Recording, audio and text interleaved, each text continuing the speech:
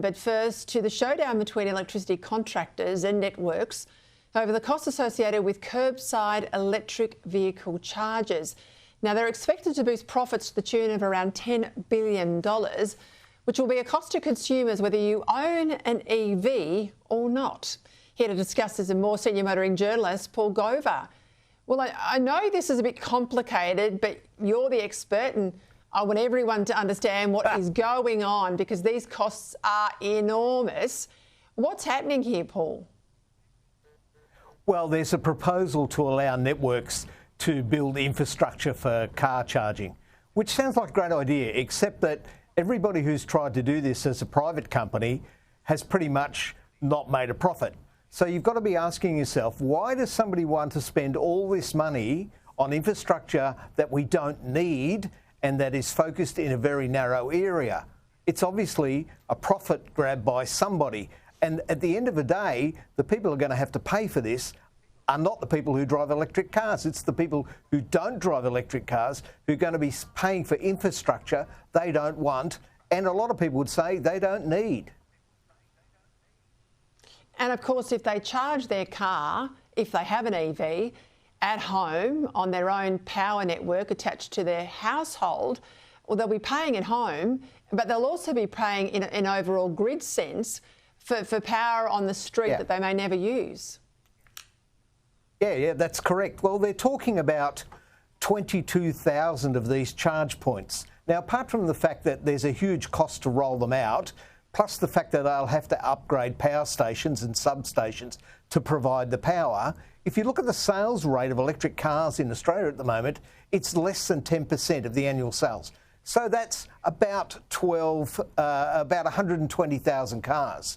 And that's nationally. This is one state we're talking about. I have no idea why somebody want to do this unless the bean counters in the background have found a way to make a nice, tidy profit out of charging everybody for the same sort of thing as the wires and poles part of your electricity bill.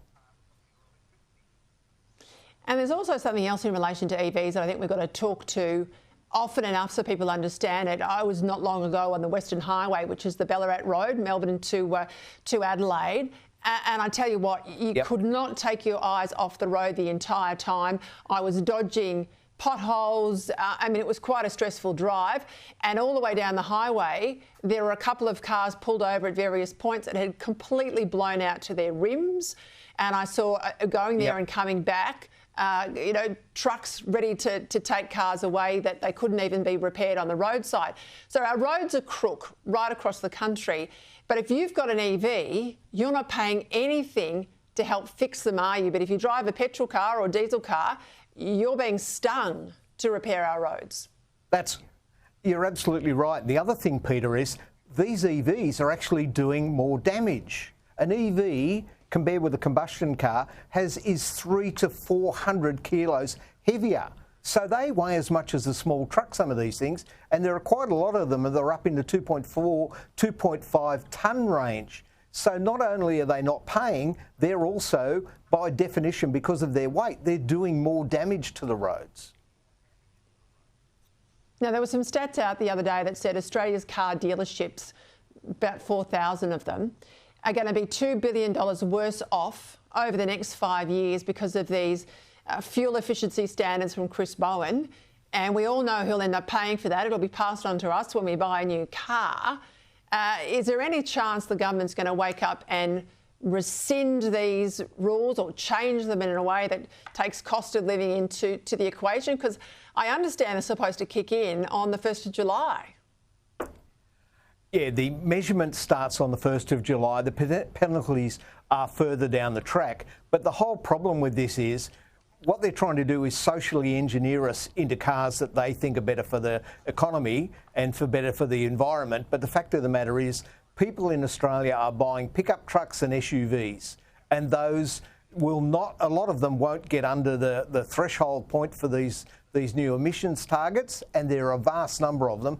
What that means is somebody's going to have to pay a penalty to the federal government at some point.